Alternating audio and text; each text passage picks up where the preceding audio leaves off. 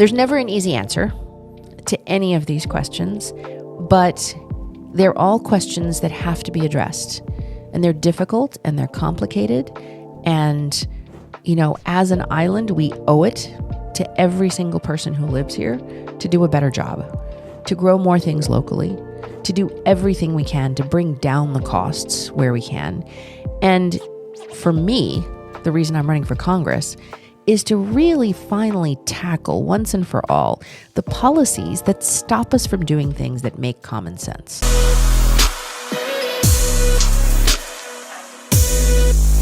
Welcome to the New Gen Peak Performance Podcast. So I'm here with Ginger Cruz. She grew up in Derriro as the daughter of a DPW surveyor and DOE teacher.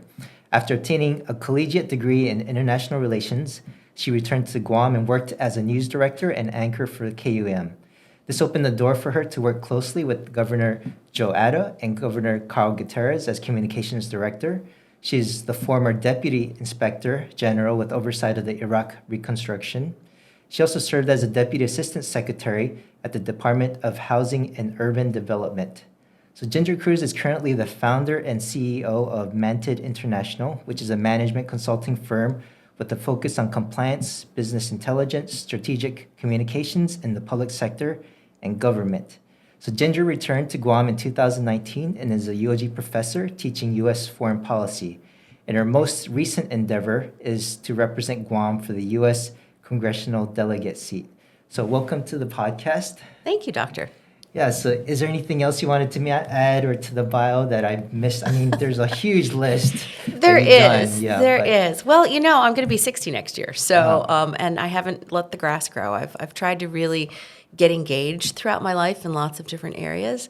So I always tell folks, if you want to read about me or see the things that I've done, LinkedIn is a good place to go because it's got my bio, my contacts, and people can learn more about what I've done. Yeah.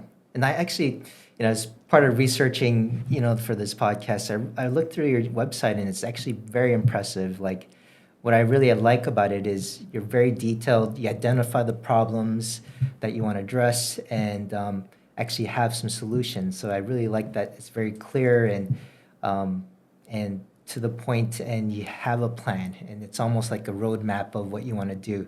It's ambitious. Yeah, it's ambitious. It's ambitious. Well, and thank you for reading that. So we've got a campaign website up. It's gingercruz.com. Yeah. And in that, we put out a basic sort of a roadmap for what we were thinking. And then we embarked from February until now on a listening tour and a speaking tour. And we've gone all around the island with my campaign team.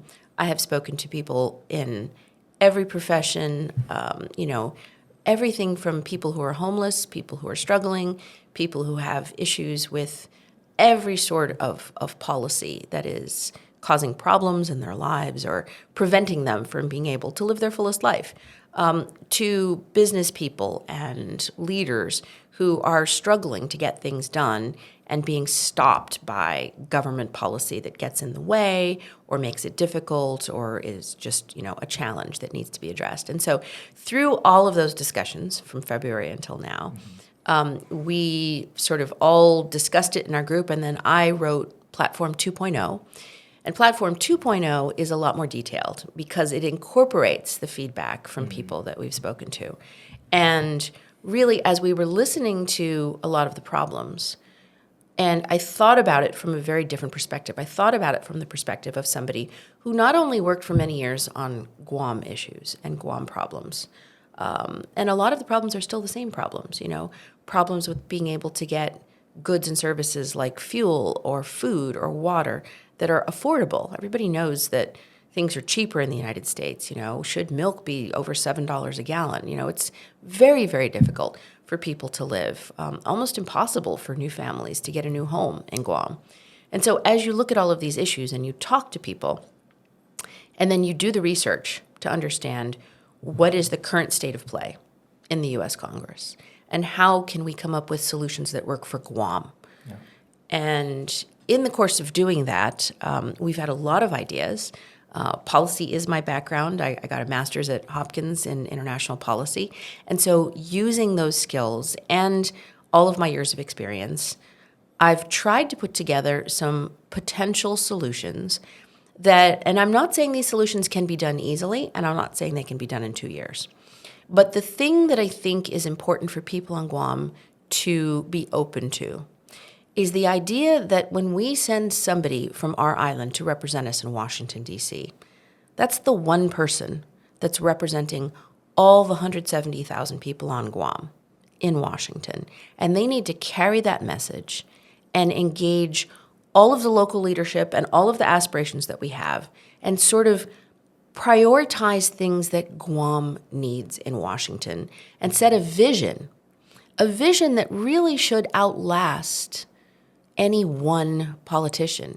Guam really needs to say, as an island, look, these are the things we need to address. We need self-determination. We need a way to bring the costs down for people. We need federal policy that works for Guam, not some federal policy that works for California that's shoved on Guam. But we need policies that make sense because Guam is basically located in the Asian Pacific. It is 8,000 miles away from Washington, D.C. So a lot of those policies just don't make sense here. And once we set those priorities and we set those plans, then that should be a Guam plan. It should be bigger than all of the elected officials that sort of come and go. And it should be a living plan. It should be something that everybody continues to shape and contribute to and to change over time. Because I believe if we do that, then we have a goal. We have something to shoot for. We have something to rally around. Then our legislature, our governor and lieutenant governor, our congressperson can all work together and can address it every time we go to Washington, every time we look at a problem that our island has. If we're all attacking that one problem, I think the solutions are a lot more possible than just sort of going to Washington, getting there, trying to figure out what are the rules of the road, which, I've worked in the Congress for years and years when I was over there. I worked with 8 committees in the Senate and the House. So it's not that complicated. I mean, it's pretty straightforward. But the things that you need to do in Congress need a bigger vision. They need long-term, sustained support from all of the different leadership on Guam, both in the public and the private sector. And I think if we do that and we address that, that's something that could be left behind. That's something that, 10 years from now, that should keep on going so that we actually have an ability not to just try for 2 years and then rip up the plan, throw it away, or not even have a plan, right? And then another 2 years comes and just try it again. We're not getting anywhere that way. Yeah. So forgive me, you might have to give me a bit of a social studies lesson. Actually, my daughter's in 4th grade and she's learning about the legislation or the executive branch and things like that. So, I mean, in terms of, I put my nose down, head down, and my head's been in the books in medicine or health and wellness for the last 20 years. If you ask me about pop culture and Netflix series, I have no idea because I don't watch any Netflix shows at all. So maybe some of my content I look into finance and the economy and how can you get yourself more wealthy so you can give back and do better provide opportunities for your children. So basically, medicine, health and wellness, finance are mostly my content. But I've been maybe just looking maybe a year or two into politics. Because I think when you have children, things start to change. You want to set up a better future for your children. So you start paying attention. What are the policies? What are the things that will affect the environment? Or what is the best environment for my kids to succeed? Right. And that makes a difference. So I'm following that a little bit more. But, obviously this podcast is really about just health and wellness and optimizing health for the individuals so that they can have more vitality to fulfill their purpose. Right. But the question might be, why have a congressperson? And I believe these discussions are important because a lot of the policies made or lack of policies affect the social determinants of health. And that could be access to healthcare, that could be access or economic stability so people can afford healthy foods, insurance, even environmental safety, because that can affect health and stress and things like that. So that's why that's kind of the main reason I had you here to discuss these topics. And I believe, I don't fully understand the role of Congress, but I believe that does play a big part.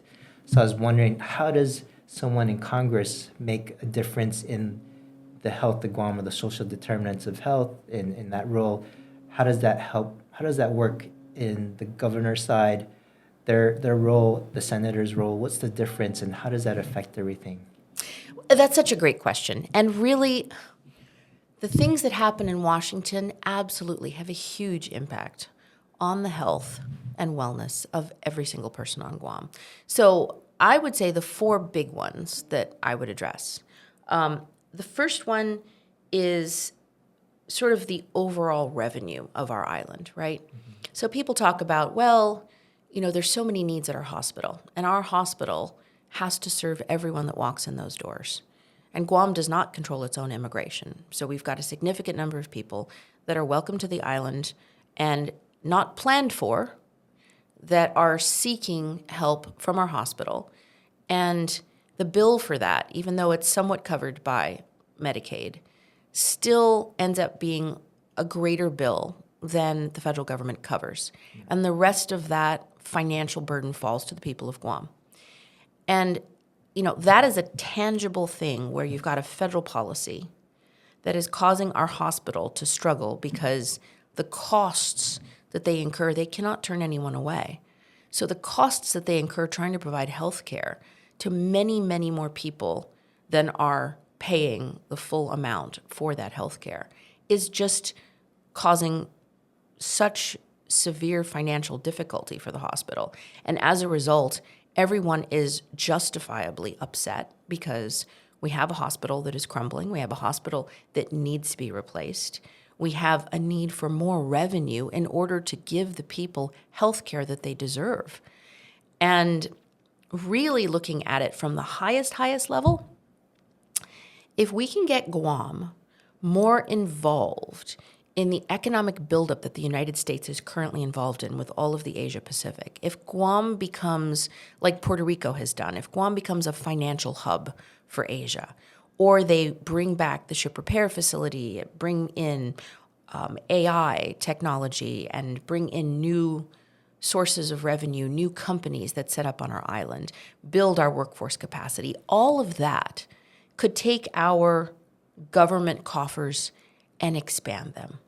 And if we had just more economic activity on the island, we would have a bigger budget. And that bigger budget would then be able to cover the cost for improving our public health system, improving our hospital. We need federal incentives to bring more private sector clinics to the island. I mean, as you know from the private sector clinics are a critical part of providing healthcare to our people. But it's very difficult for companies, for practitioners of medicine to come to the island, get through all of the regulations, find, real estate, set it up. It takes a lot of money. It takes a lot of commitment. And then I think one of the biggest problems that you probably have is trying to find the staff to be able to fill those medical centers with qualified doctors, qualified nurses, qualified technicians in order to provide the healthcare that the people of Guam need. So right now, there's a thing called H-2 visas. Mm-hmm. You can provide H-2 visas for people to go construct all of the new buildings up on the military base, but we're not allowed to use special visas to bring in doctors and nurses to be able to support our healthcare system. That's a problem that could be addressed in Washington, and I believe should be addressed in Washington. Now, it's a difficult one to crack open because you're dealing with the U.S. Immigration and Naturalization Service. They're a tough cookie, right? They've got a lot of things that they're considering. But if you tackle it, if you start that discussion, you can start to get there. But at the same time, you also don't want Guam to be completely dependent on doctors from outside of the island. So at the same time, we need to give more resources to increase not only the number of nurses that we have, and UOG and GCT are doing a great job creating more qualified, top-shelf nurses, but we also need to start looking at the other medical professions. Why can't we get doctors trained on the island? With new technology, there's a lot of capability that we could start to bring. We could partner with universities in Hawaii or in the Philippines or in the region and start to look at maybe doing some of the training here, maybe sending them off island to complete their training and then coming back. But we've got to address these long term, because just accepting the way things are right now is not going to give us the people that we need to give us better health care and the money that we need. Another thing that I'm looking at is lifting the caps on Medicaid.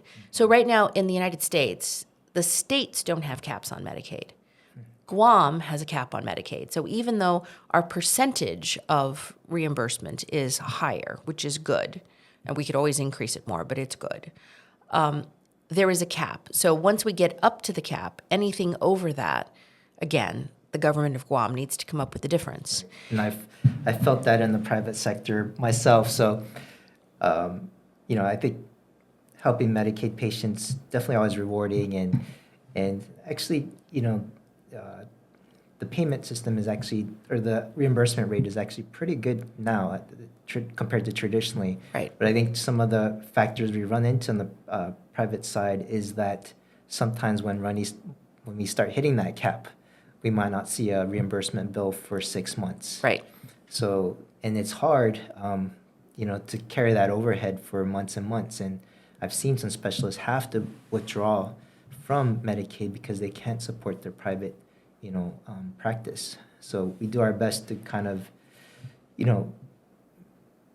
keep our overhead going with having all sorts of different insurances and to cover the costs while we kind of manage those expenses. But I think that lifting that cap will make a huge difference, so we don't run out of money, and we can still not stop the continuation of care for Medicaid patients. Absolutely. And, there's a lot of things that you have to look at in addition to that. If we were able to lift that cap, we could expand how much we use Medicaid to support the homeless. We don't have enough homeless shelters, and that is a problem on the island. You've got veterans in some cases who are homeless. You've got immigrants, again, who the United States, who's in charge of our immigration, has said can come into the island, and if they're not able to get homes, they're also homeless. And then, of course, there's some locals who are not able to get supplemental security income. And for our local people not to be able to get supplemental security income, when if they were to move tomorrow to California, they would get it. But just because they're here on Guam, we don't get SSI. That is another inequality that needs to be addressed. And it's one of those issues where Guam is a drop in the bucket. We have 170,000 people. If you looked at how many people would qualify for SSI to be able to get that additional help, people that fall below the poverty line, the elderly, people with children with disabilities, that are forced to move off island because the cost of trying to take care of them is not sustainable and they're not getting help from the government. And so these are things that we really have to work on, and not just write a letter and say, dear Mr. President, we need SSI. That's not going to get anywhere. We need actual discussions at the level of where do we identify the budget and how do we get this for Guam? And why is it that people who live in Saipan can get SSI. People who live in Hawaii can get SSI. But if that same person moves to Guam, they don't get SSI. So we need to look at both SSI and we need to eliminate those caps on Medicaid so that we can start to provide more services to people that are in need, so that, we can address healthcare issues for the most vulnerable communities that are out there. And that is something that is a huge problem that our delegate to DC needs to be able to address. So you said something about, I didn't quite make that connection between Medicaid and the housing. Was that the SSI to help with the housing? No, there's an ability. So if you take the cap off of Medicaid, there's actually programs that you can launch, which can be funded through Medicaid to provide homeless care and assistance to certain qualified communities.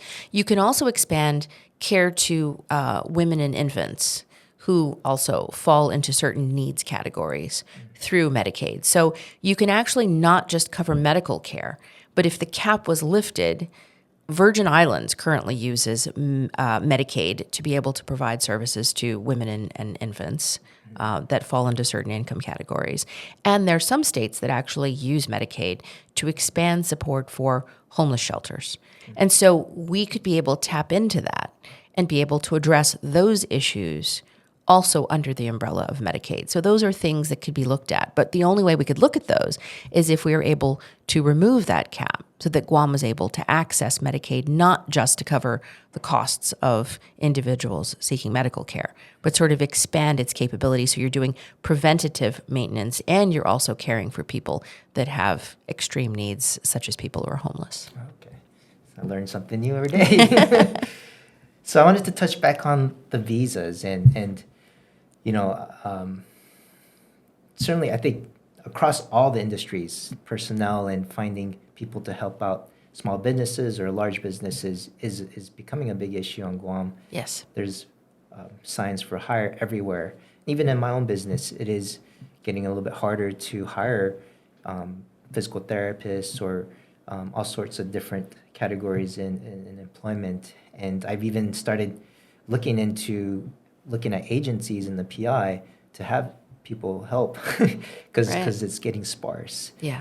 But I think when I look at the political climate, when I'm looking at the U.S., I don't know how over-exaggerated it is, but I've heard that there's as much as 8 million migrants that have entered through the southern border.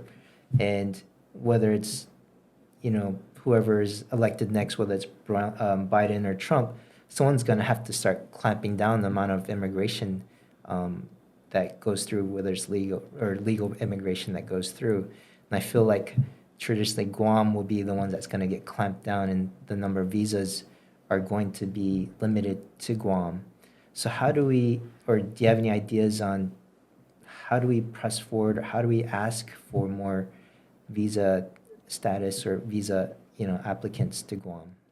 So I think there's a couple of things that we can do. The first thing is really redefining for Washington and for the other members of Congress sort of Guam's unique geographical location.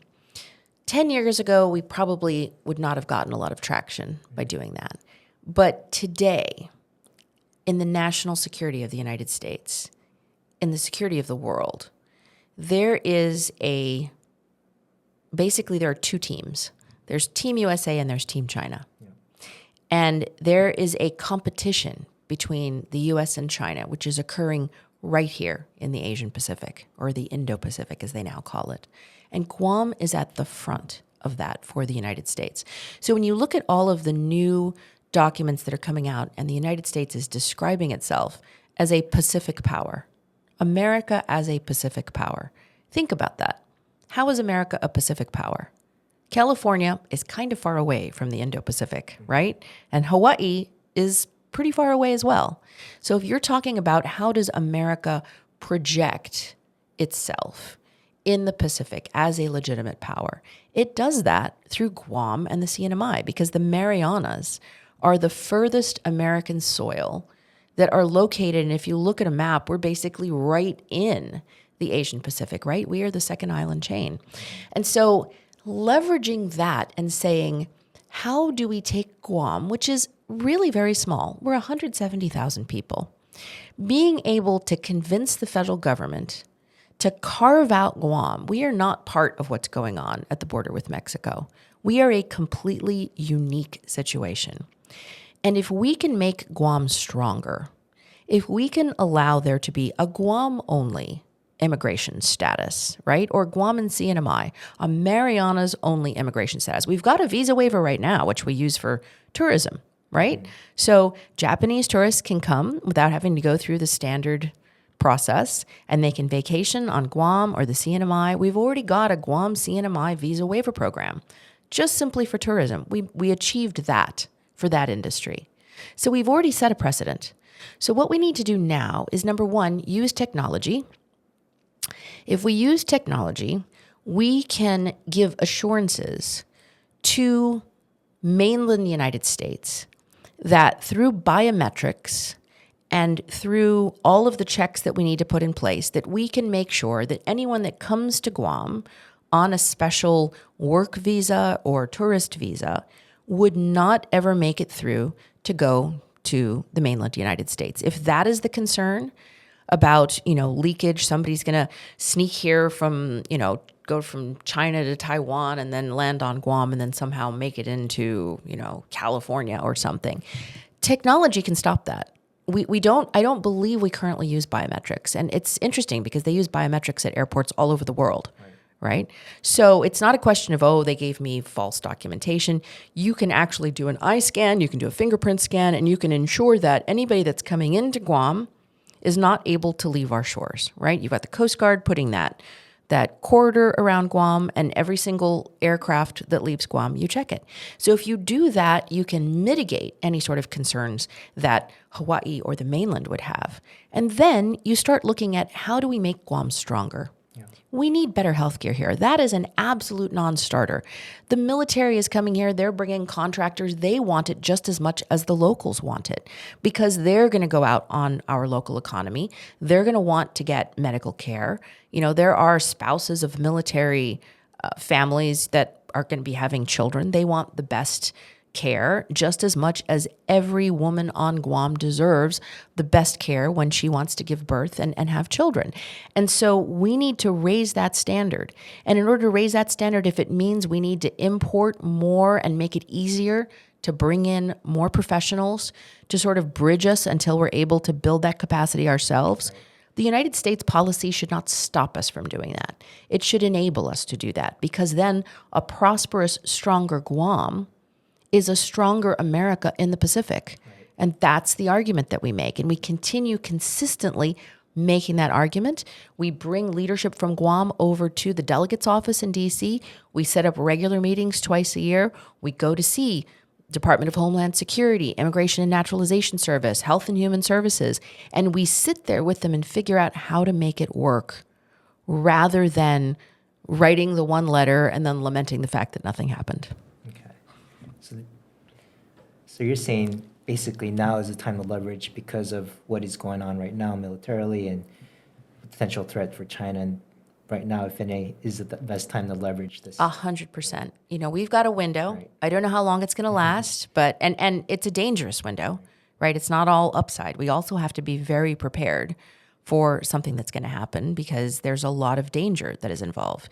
But at the same time, it's one of those moments in time. And if you look at Guam's infrastructure and you look at all the support and all the economic development that happened, you can see it correlate to when, right after World War II, there was a lot of buildup in Guam because there was a lot of money that flowed in.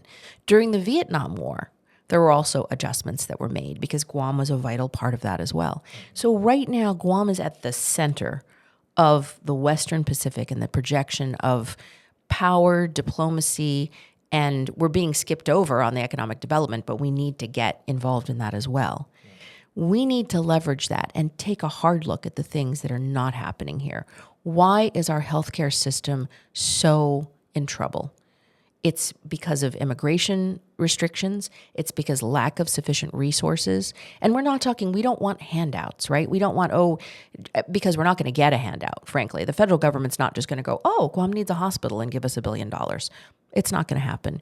We need incentives where we can give significant tax breaks to the private sector so that it could encourage them to bring in private sector capital. And then we need to get rid of those Medicaid caps, put in not only tax incentives, but business incentives to bring in the private sector that can actually finance new hospital construction, that can take sort of this build, operate, transfer concept and make it happen now.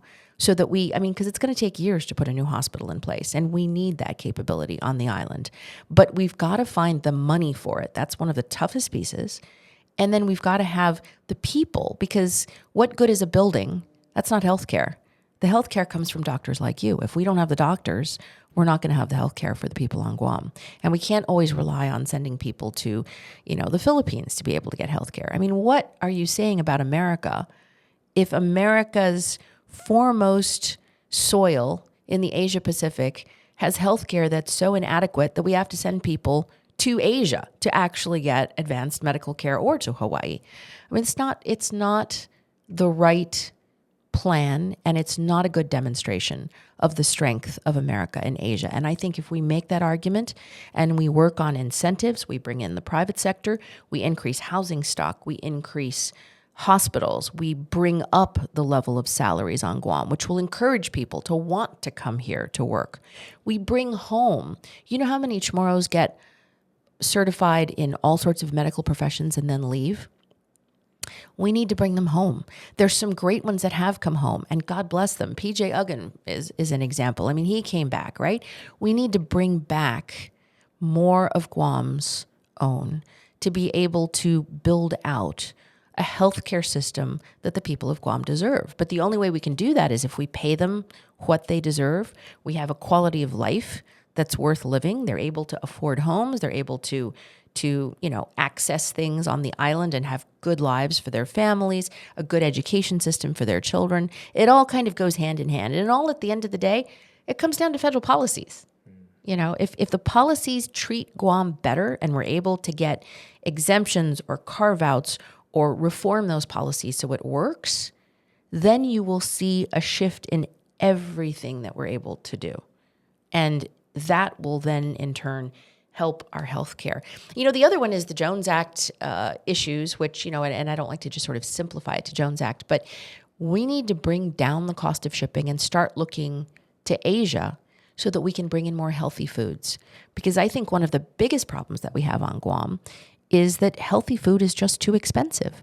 And as a result, the diets that we have on island are terrible, and they contribute to incredibly high rates of diabetes. You know this. And I mean, there's so many dialysis centers on Guam. It's terrible. And that quality of life for the people who have to suffer through that, that when they make food that's affordable, that's also low quality, high in sodium, canned foods, just food that's not healthy, processed foods, that is contributing to so many health problems on this island. And we need to do something to start raising the amount of fruits and vegetables that we grow on this island that's affordable, and bring down the cost of healthy food alternatives for people on Guam so that we can have a better diet, because that one thing will significantly improve people's lives, I think. Yeah. So I was wondering, usually businesses follow the market where they'll find any way to reduce costs, right? Then I was wondering why, at that point, if the Jones Act or just shipping from the U.S. is just so expensive, how come we haven't gravitated to getting almost all our fruits and vegetables or our food products from Asia? So there's a couple of barriers. I mean, we started to do that, and we are starting to see that with the opening of the first Asian megastore on Guam. It was the first time you've ever seen Kmart put a sale up, right? I mean, all of a sudden, prices started to come down. So if people on Guam want to know, well, what do we need to do to bring prices down? It's not just the shipping, because, there are non-Jones Act ships that come in from Asia. I mean, we can get goods from Korea, from Japan, from the Philippines. It's a mindset, right?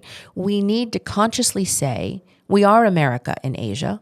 Let us leverage America in Asia. You've got expanding economies in the Philippines, in Korea, in Japan, in Malaysia, in just so many areas that are closer to us. Australia. How do we bring down the cost of transportation, which is a big one, right? And that, again, federal policy. Expand open skies, tackle the whole cabotage issue.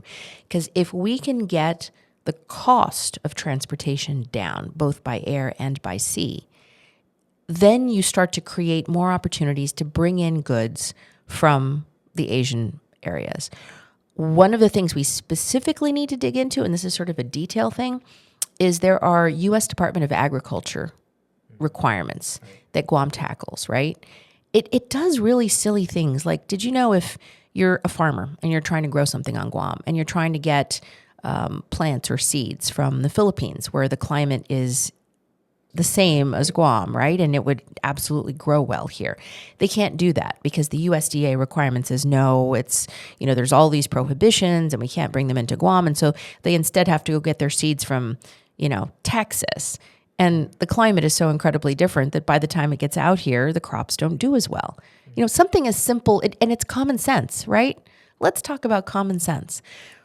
When we have an island that every time you go to a federal agency and there's some regulation or some policy that stops you from doing something that just makes common sense, we need to start chipping away at that so that we start leveraging what is available in the Asian Pacific region and increasing our agriculture, increasing our ability to grow livestock, bringing down the cost of feed, bringing up the quality of the produce that we produce on Guam. So that instead of being completely reliant on shipping it in and the high costs, we can start to grow affordable fruits and vegetables on Guam, because we're going to need that. We need to sustain ourselves. God forbid anything ever happens, man-made or natural disasters on the island. We're going to be totally dependent on ships bringing in those goods in order for us to eat. Yes, I remember during Marwar, just not too long ago, the Palis shells were completely empty. And we were wondering, when are we going to get some vegetables? And I think we're relying on frozen vegetables and things. So, so just even that one disaster can mean we were out of food for weeks or even months potentially, right? So, I agree with the sustainability.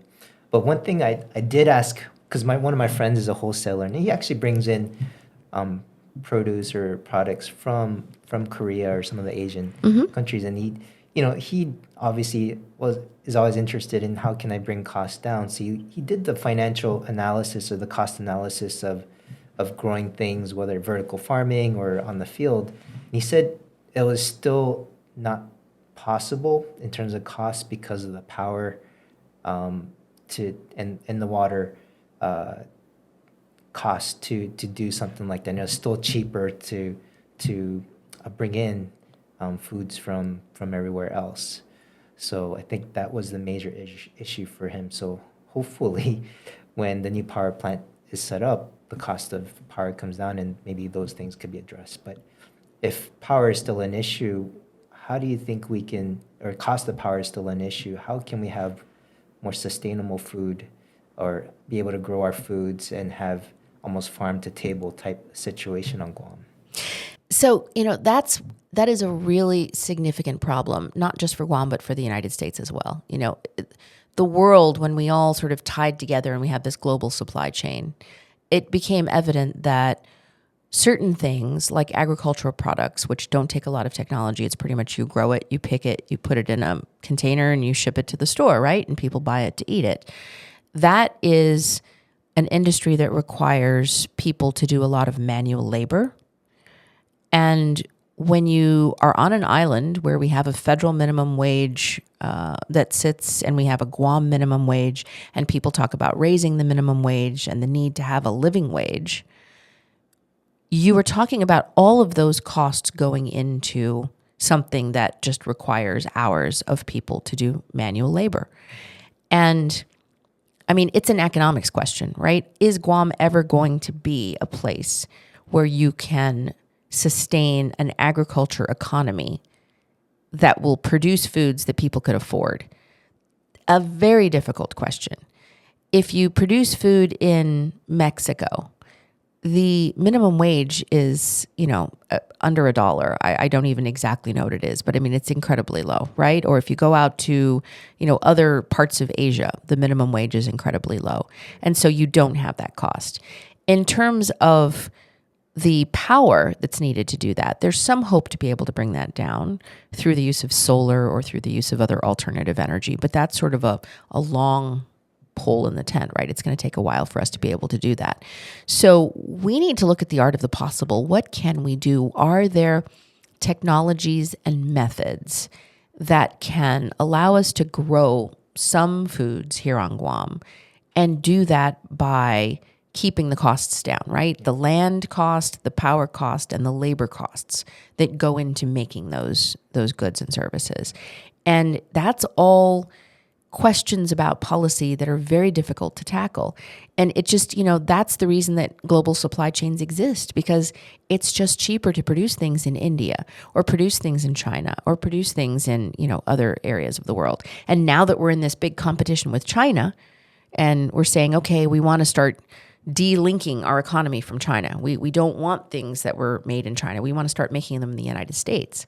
Well, if you make them in the United States, or you make them in Guam, the cost goes way up because we are not able to get the raw materials. We have a lot of environmental regulations that make it more expensive. Our utilities are a lot more expensive, and our labor cost is way more expensive. And so we are just not competitive. So those two things is a public policy problem, right? The average person doesn't think about these things. They just honestly get frustrated. They go to the grocery store and they're like, why am I paying, $7 for a bag of long beans? That's ridiculous. How can that even be? But when you when you're a social scientist and you dig into why, there's so many reasons that something costs what it does. And tackling each of those policies and trying to adjust it so that it's going to be very difficult for us to be completely self-sustaining. Yeah. But we do need to increase how much we produce on island, just from not only a sustainability question, but from a security question. We need food security. Yeah. We need to be able to produce enough food on the island that can last us until, in the event of something happening, natural disaster or worse, a man-made disaster, until we are able to get, temporary docks up and get a ship out here that would be able to bring us the things that we would need. So we sort of need to balance cost. If we can just make it on par or a little bit cheaper than the stuff that we import, it would be so much better if we were able to grow that and sustain that on Guam. And we have to look at that. But then, of course, think about all those farmers who put all that effort. They work a crop all year, and then Typhoon Mawar came and blows the whole thing away, right? We didn't have mango crops. We didn't have a lot of crops for about a year because of all of the damage that was sustained by those storms. So there's never an easy answer to any of these questions, but they're all questions that have to be addressed. And they're difficult and they're complicated.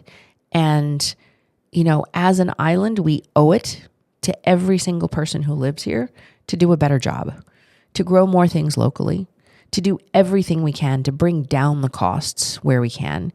And for me, the reason I'm running for Congress is to really finally tackle once and for all the policies that stop us from doing things that make common sense, the policies that allow us to have reasonable transportation costs on ships and planes so that we can bring down that, because a big bulk of that cost is the shipping cost of getting things to Guam, right? We need to bring that down.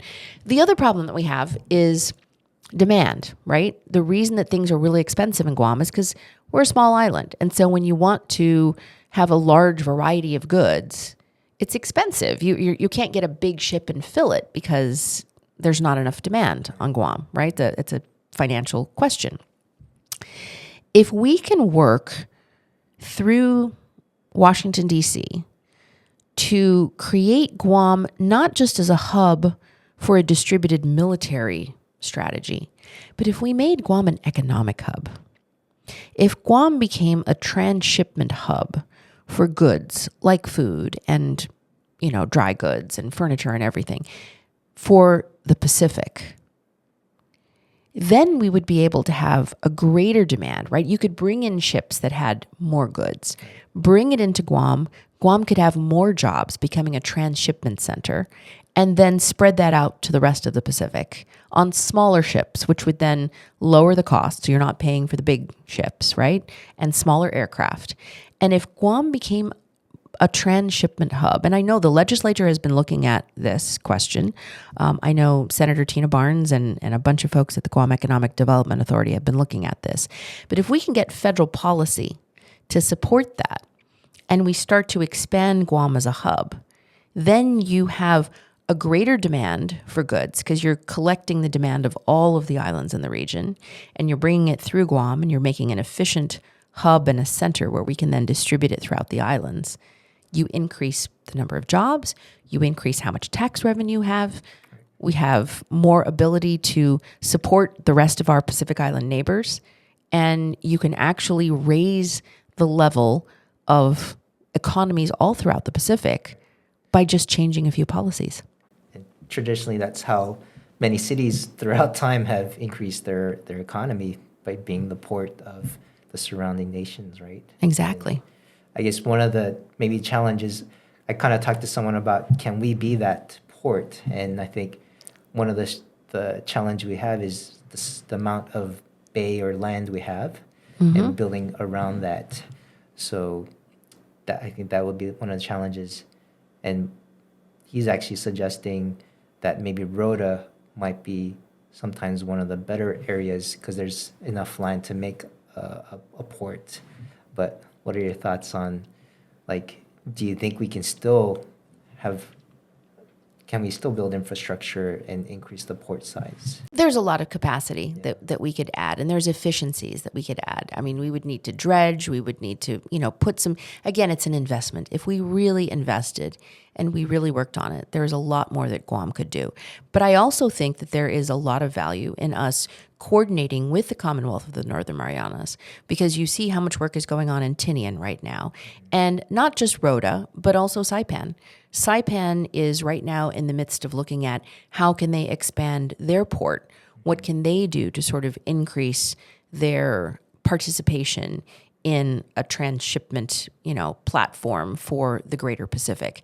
And if we were really able to say, okay, so America is a Pacific power, and American presence in this part of the Pacific is the Marianas Islands, and use that as sort of a launching point to expand trade and transportation, not just to Palau, the FSM, the Marshall Islands, but to actually wire us down to American Samoa, to Fiji, to Vanuatu, to, New Caledonia, open up the Pacific and start trade routes that tie the Pacific together as more of an economic unit. I mean, think about the EU, right?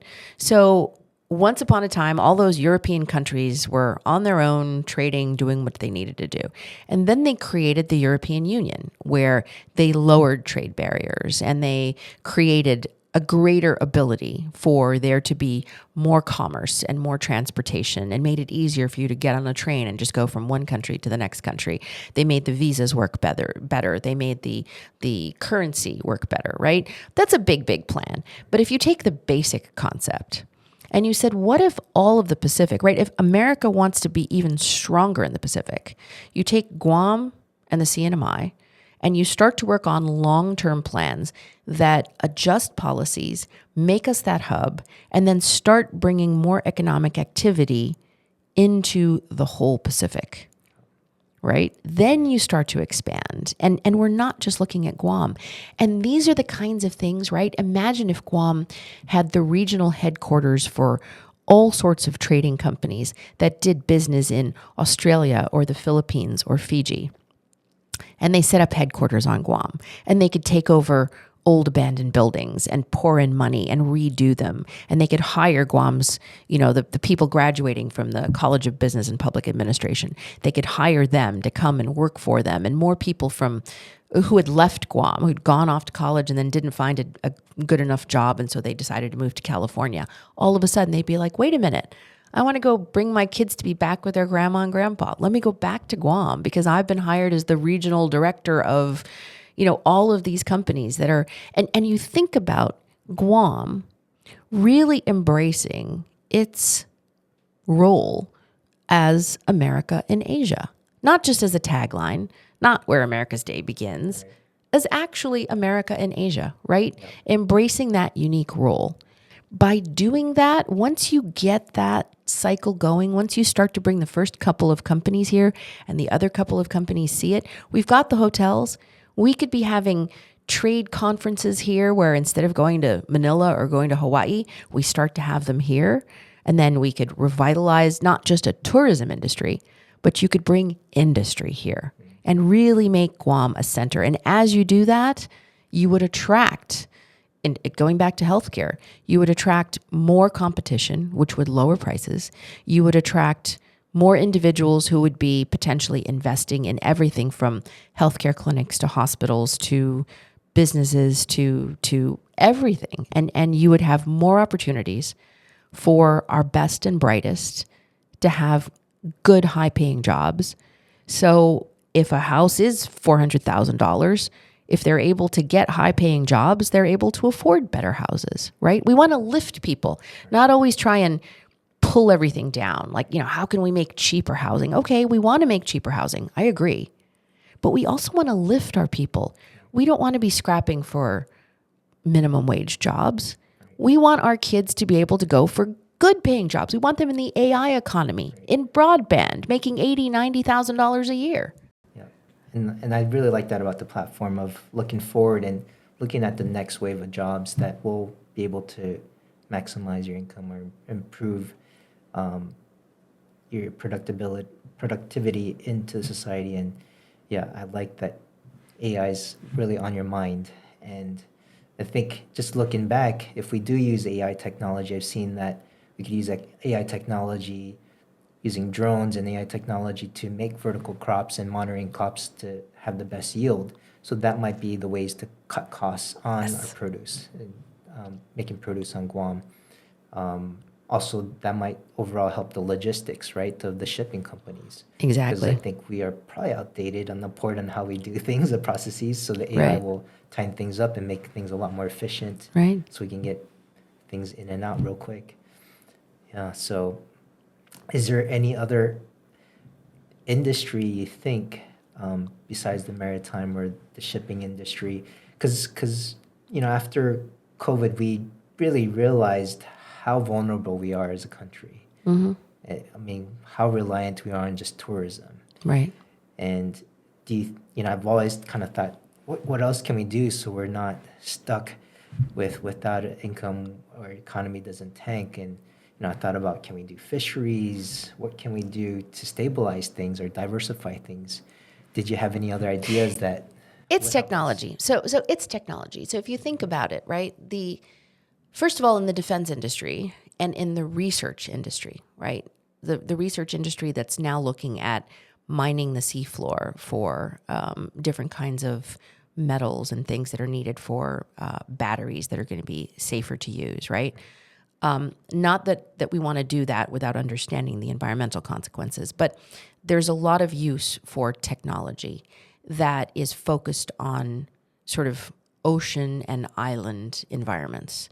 And Guam really can benefit from our surroundings, the fact that we happen to be in the big, beautiful Pacific Ocean, and we can start to focus on creating workforces that are experts, not just in the ocean and just in sea life.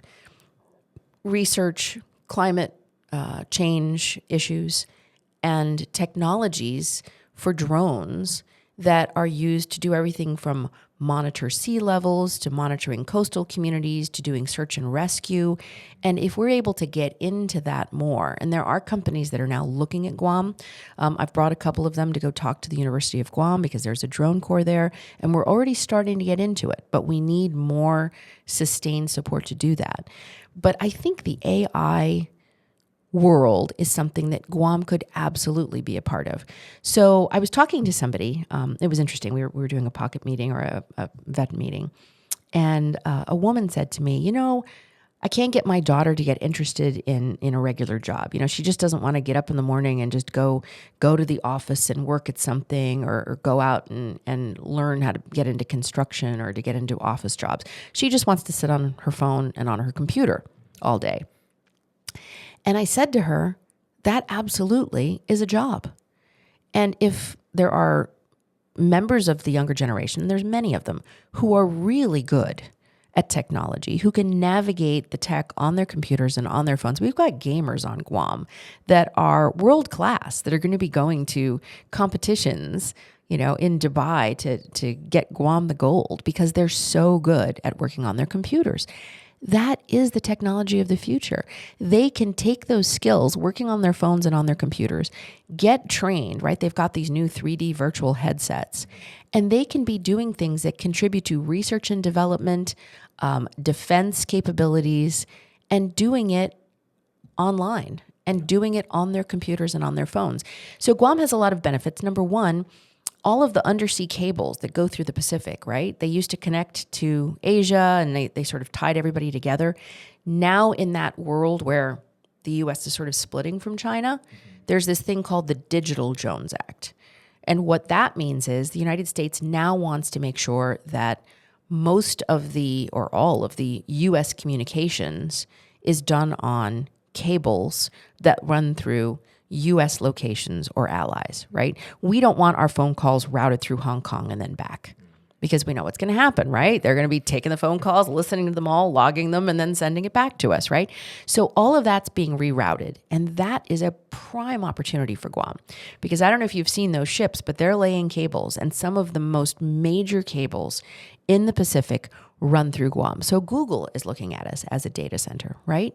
And if we start embracing that and really making sure that we have the power necessary, right, and the workforce that is trained in artificial intelligence, technology, these technology data centers, we could also leverage that into good paying jobs and create opportunities for people to get into careers that will give them a good quality of life.